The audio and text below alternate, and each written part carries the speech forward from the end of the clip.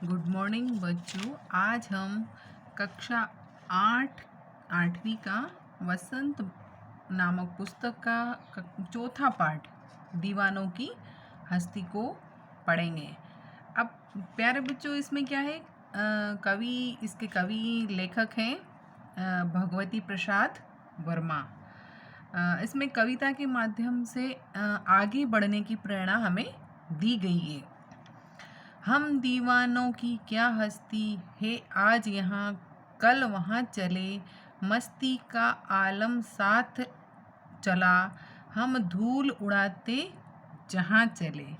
अब प्यारे बच्चों, यहाँ देखो आप, दीवानों की, अब यहाँ से बताया गया कि जो स्वतंत्रता सेनानी देशभक्त लोग होते हैं उनका कोई ठौर ठिकाना नहीं होता, वो कहीं पे भी एक जगह पे टिकते नहीं हैं। अब वो अपने आप को ऐसे दीवाने बता रहे हैं कि हम ऐसे देशभक्त हैं, ऐसे स्वतंत्रता सेनानी हैं और ऐसे देश प्रेमी हैं, तो वो अपने आप को ऐसा दीवाना बता रहे हैं। दीवानों की कोई हस्ती नहीं होती है, अर्थात वो इस घमंड में नहीं रहते हैं कि वो बहुत बड़े आदमी हैं। वो अपने आप को कभी बड़ा नहीं समझते और ना ही उन्हें किसी चीज़ की कमी का कोई मलाल होता है कि हमारे पास ये नहीं है, हमारे पास घर नहीं है, हमारे पास ऐश आराम की कोई चीज़ें नहीं है।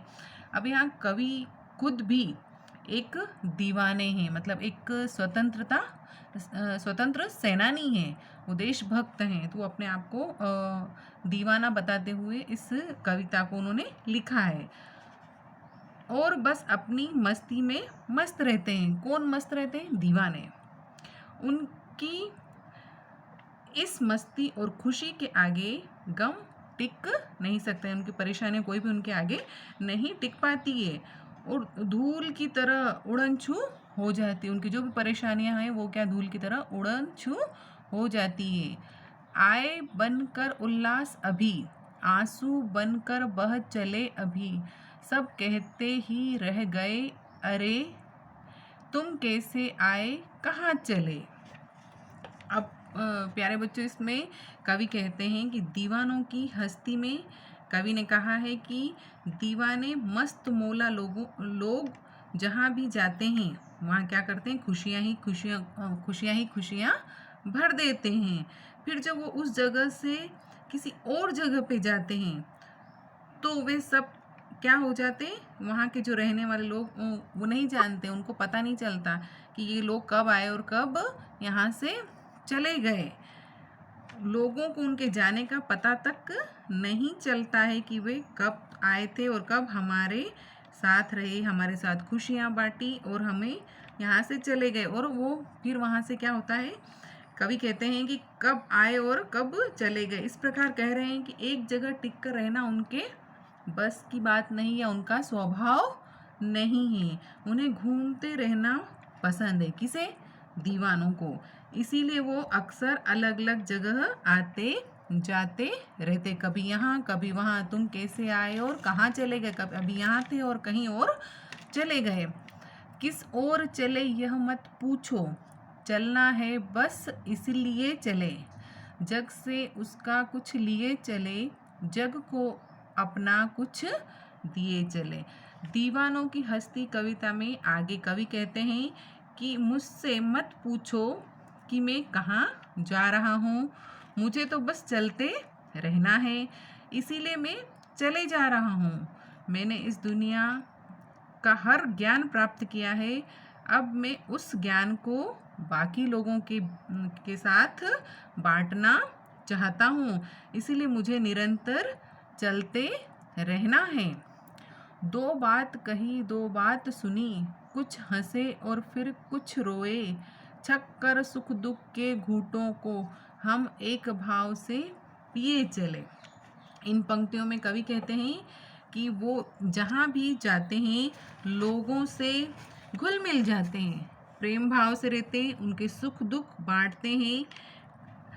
कवि के लिए सुख दुख के उनकी दोनों भावनाएं एक समान है, इसीलिए वे परिस्थितियों को शांत रहकर सहन कर लेते हैं। इस तरह कवि अपने मार्ग पर चलते हुए लोगों का दुख सुख बांटते हैं और उन्हें एक समान ढंग से ग्रहण करके आगे बढ़ते चले जाते हैं। हम भिखमंगों की दुनिया में स्वच्छंद लुटाकर प्यार चले। हम एक निशानी सी उर पर ले असफलता का भार चले। अब बच्चों देखो इसमें क्या है, ये संसार कैसा है, बड़ा स्वार्थी मतलबी है और सदैव भिखमंगों की तरह क्या करता है, मांगता ही रहता है।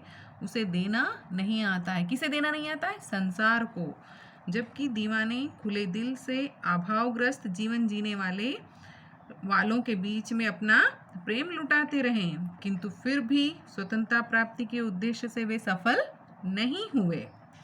इसी असफलता की निशानी सदैव उनके हृदय में रहेगी कि इतने प्रयत्नों के बावजूद भी वे स्वतंत्रता प्राप्त नहीं कर सके। अब अपना और पराया क्या, आबाद रहे रुकने वाले। हम स्वयं बंधे थे और स्वयं हम अपने बंधन तोड़ चले। अब कवि यहाँ क्या कहते हैं, देखो बच्चों, देशभक्ति की भावना जिनके मन में होती है, ऐसे वीर कभी भी किसी के साथ किसी भी आधार पर भेदभाव नहीं करते हैं। उनके लिए कोई भी अपना या पराया नहीं होता है। वे यही चाहते हैं कि वे रहे न रहे, किंतु देश में रहने वाले सदैव प्रसन्न और खुश रहे।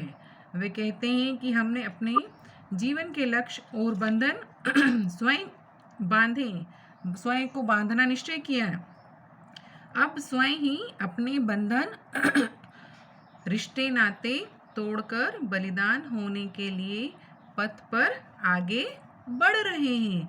प्यारे बच्चों, इसमें एक विशेष बात ये हुई कि ये तुकांत, सरल, सहज, मुहावरेदार और आम बोलचाल की भाषा में ये कविता लिखी गई है।